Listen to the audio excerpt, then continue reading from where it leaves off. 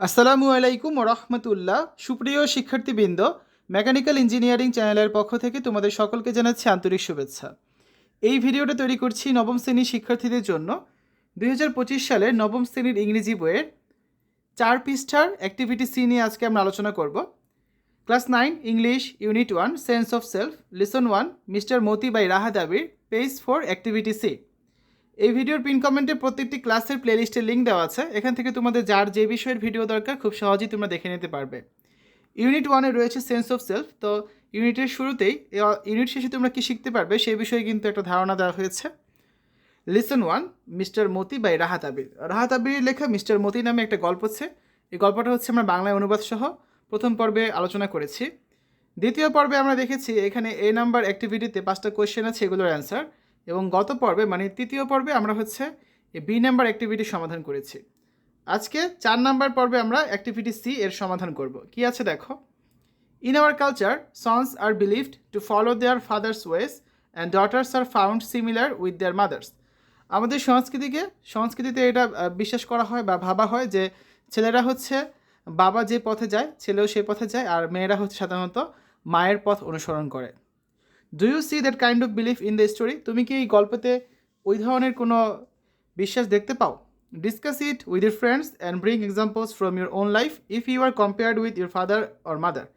তো তোমার বন্ধুদের সাথে তুমি এই নিয়ে আলোচনা করো এবং তোমার নিজের জীবন থেকে উদাহরণ দিতে পারো যদি তোমাকে তোমার বাবা বা মার সাথে তুলনা করা হয়ে থাকে। ঠিক আছে, তো আসলে আমরা একটা অ্যান্সার দেখি।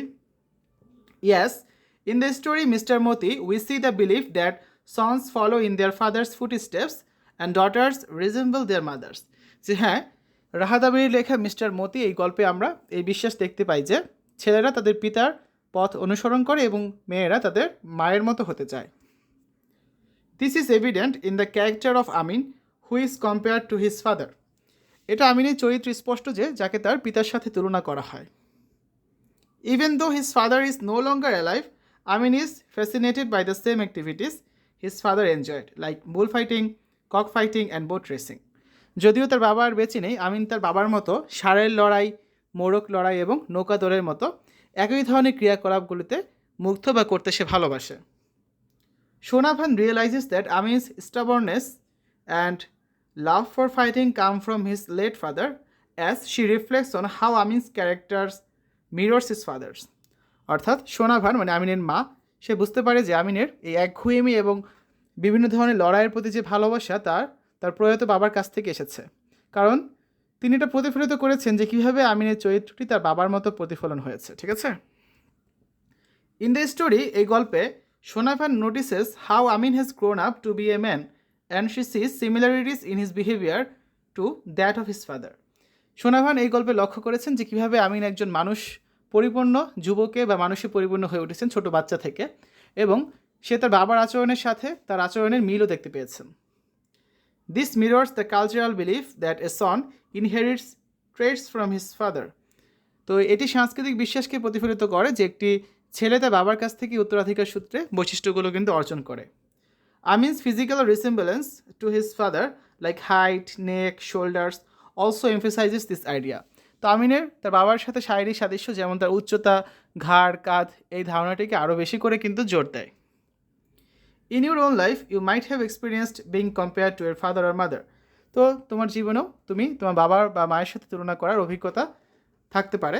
For example, if you share similar interest or behaviours with one of your parents, people may point that out. উদাহরণস্বরূপ ধরো তোমাকে তোমার বাবা মার যে কোনো একজনের সাথে তুলনা করা হয় বা অনুগ্রহ বা আগ্রহ আচরণ শেয়ার করা হয়, তখন লোকেরা তোমাকে এটা নির্দেশ করতে পারে। Perhaps you enjoy certain hobbies or exhibit traits like your father or your might have your mother's mannerisms or approach to situations. সম্ভবত তোমার কিছু শখ থাকতে পারে যা তোমার বাবা মায়ের মধ্যে রয়েছে, বা তোমার বাবার মতো বৈশিষ্ট্যগুলো তুমি প্রদর্শন করতে পারো, বা মায়ের আচরণ বা পরিস্থিতির প্রতি তোমার দৃষ্টিভঙ্গি থাকতে পারে। ঠিক আছে, এখন এই নিয়ে আমরা হচ্ছে ফ্রেন্ডদের মধ্যে আলোচনা করব। কনভারসেশন উইথ ফ্রেন্ডস, বন্ধুদের সাথে এই নিয়ে কথোপকথন। তো ফ্রেন্ড 1, প্রথম বন্ধু বলছে, do you think Amin's behaviour in Mister Modi reflects that idea that sons follow their father's ways? তুমি কি মনে করো যে জনাব মতি যে গল্পটা রয়েছে এখানে আমিনের আচরণ এই ধারণাটিকে প্রতিফলিত করে যে ছেলেরা তাদের পিতার পথ অনুসরণ করে? Like he seems to enjoy the same things his dad did বা হিজ ফাদার ডিড, সেম কথাই, even though his father passed away. যেমন তার বাবা মারা গেলেও সে তার বাবার মতো উপভোগ করে বাবা যে কাজগুলো করতো সেগুলো করতে। তোমার কি তাই মনে হয়? তখন ফ্রেন্ড টু, দ্বিতীয় বন্ধু, বলছে যে ডেফিনেটলি, অবশ্যই। It's like he is carrying on a legacy without even knowing it. এটা এমন যে সে না জেনেও উত্তরাধিকারভাবে এটা বহন করছে বা অটোমেটিক তার ভিতরে চলে এসেছে। I think there something many cultures believe in. আমার কাছে মনে হয় এটা এমন একটা বিষয় যেটা অনেক সংস্কৃতিই বিশ্বাস করে। Sons inheriting traits from their fathers. ছেলেরা তাদের পিতার কাছ থেকে উত্তরাধিকার সূত্রে এই বৈশিষ্ট্যগুলো কিন্তু পেয়ে থাকে। I have had people tell me I am a lot like my dad when it comes to how I act in certain situations. আমি অনেক লোকের কাছ থেকে এটা শুনেছি যে আমি অনেকটা আমার বাবার মতো হয়েছি। বিভিন্ন নির্দিষ্ট পরিস্থিতিতে আমি কীভাবে কাজ করি সেই প্রসঙ্গে তারা আমাকে হচ্ছে এই কথাগুলো বলে থাকেন। তারপর ফ্রেন্ড 3 সে বলছে সেম হেয়ার, আমারও একই অবস্থা। I have always been compare to my mom. আমাকে আমার মায়ের সাথে সবসময় তুলনা করা হয়। They say I walk like her and even speak with the same tone. তারা আমাকে বলে যে আমি তার মতো হাঁটি এবং এমনকি তার মতো একই সুরেই কথা বলি। Sometimes I catch myself doing things I saw my mom do and it surprises me.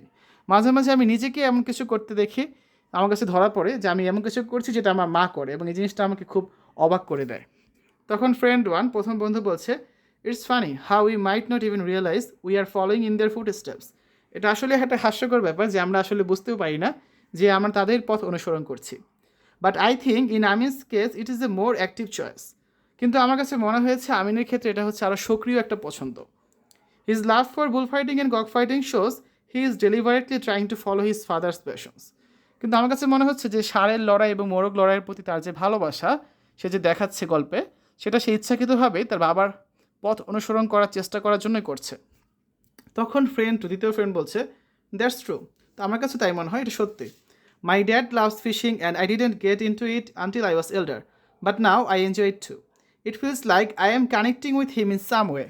তো আমার বাবা মাছ ধরা পছন্দ করেন এবং আমি বড় হওয়া পর্যন্ত আমি এটা বুঝতে পারিনি, কিন্তু এখন আমি ওটা উপভোগ করি। তখন আমার ছোটোবেলায় মাছ ধরা ভালো লাগতো না, কিন্তু এখন ভালো লাগে। মনে হচ্ছে আমিও কোনোভাবে তার সাথে একই ধরনের পছন্দের মধ্যে সংযোগ হয়ে যাচ্ছি।